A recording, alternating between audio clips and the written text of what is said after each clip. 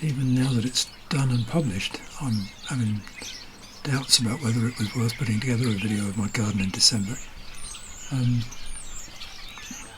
We've had gales, we've had frost, we've had endless rain. It's not looking at its best.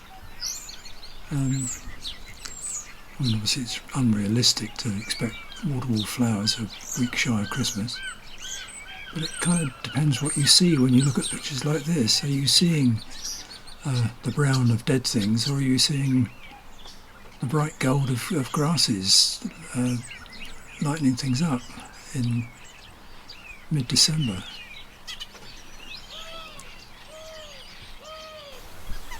Is it an awful lot better than bare ground would be?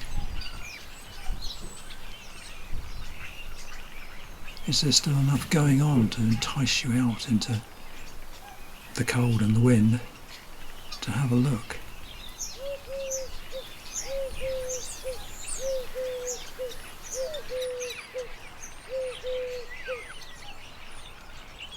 Some things certainly are. This is Camellia showgirl in a very exposed position on top of the bank at the top end of the garden.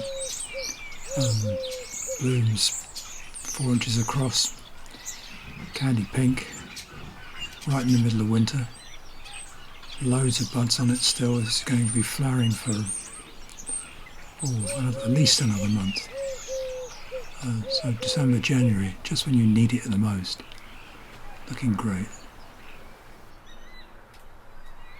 It's a hybrid, of course, between the spring flowering Camellia reticulata and autumn flowering Camellia sasanqua, hence flowering in the middle of winter. Being a nice chap, I've stuck it up in the corner there where several of my neighbours will get the benefit of it as it gets taller.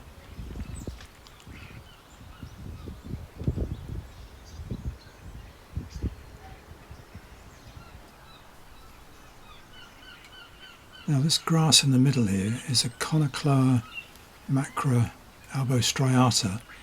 This will be the last man standing of these grasses, the most robust of them, and will go on until the end of February, perhaps even longer, before it collapses, and will stay that bright. Look at it in the context of the whole group of plants though. You've got the grasses at the front, and then behind that the darker dead hydrangea heads, evergreen camellias. Overhead you've got the canopy of the Ligustrum lucidum excelsum superbum. Even the hydrangeas, this is You and Me Together, a double flowered one.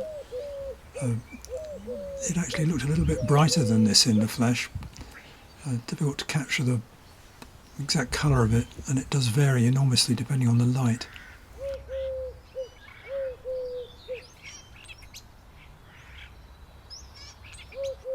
Anyway, back to much more brightly coloured flowery stuff. This is Camellia sasanqua Paradise Belinda, Australian raised variety, and fairly late flowering as sasanquas go, so it's probably got higher malus in it. The flowers on this are about 3.5 inches across, so pretty big for a sasanqua. It's got a bright colour. This only had a couple of flowers out when the frost came, so it lost those, but is really only just getting into its stride now. And looking really nice. Navajo, which is right beside it, most of the flowers on that were killed by the frost, and I think it obviously damaged some of the half-open buds as well. So some flowers have come out looking really nice, others are coming out with the stamens damaged. But there's still quite a lot of bud on it, so I'm expecting to get a bit more of a show from it, but it's nearly finished. Coming back to the overall shot of the back garden, there's a few things I want to draw your attention to. The Euphorbia mellifera bottom left, Astelia silver spear or Chatamica bottom right, and Pittosporum Elizabeth top right. This is the Euphorbia, Now this was pruned back to the ground in May 2022.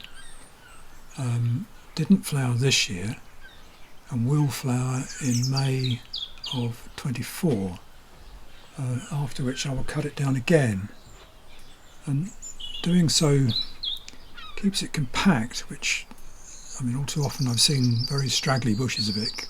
This is a nice compact bush. It always looks vibrant and healthy and lush, green, fresh growth, while at the same time, at this time of year, you get the older leaves going off, going yellow. So a bit of colour. This is a Stelia chatamica, New Zealand plant from the Chatham Islands. I like this. It doesn't get as big as phormiums. It doesn't keep on getting bigger, and it doesn't go dull like phormiums do. So I rate this very highly as a sort of architectural plant. I have this growing in the open, but I have seen it growing in shade, and it's one of the few silver plants that will grow in shade. And then there's the Pittosporum, another New Zealander. Pale grey-green leaves with a white margin to them, which in colder weather goes pink. This is quite an old bush of this now, and it's probably about 15-20 feet high. You can see the pink tints on there. It took quite a bit more cold for it to go much more pink than that. The grass on the left here is Miscanthus September rot, and the purple Pittosporum is one called Nutty's leprechaun. So purple leaves, green new growth. I keep it clipped to keep it tidy. Very like Tom Thumb.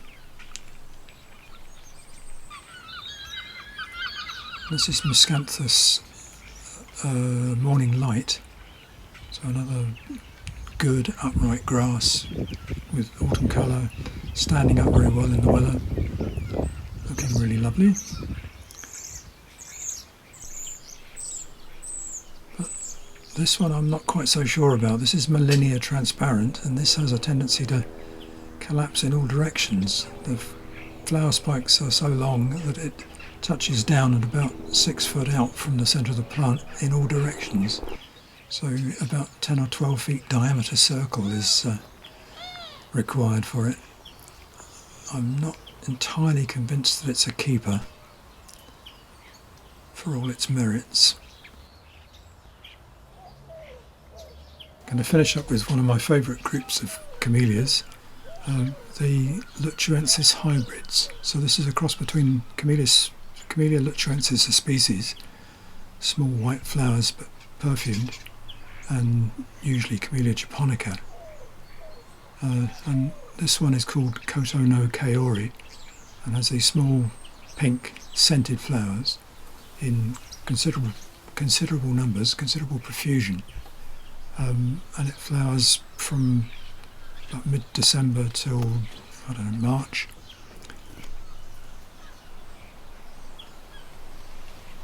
Lovely thing. Not quite close enough to the path. I can't smell it easily. And this one is one called Minato no Akibono, which means harbour at dawn. And this is scented, and this is planted right beside the path. So you get to smell it, and it's a beautiful perfume, and this will flower for months as well. Lovely thing. So there you have it. December in my Cornwall garden. Just about the shortest day of the year, and still a few things going on. It's not looking great, but there's enough going on to get me out there now and again. Have a quick look round, and it's only going to get better from now on in, one hopes. Hope you enjoyed it. See you next month.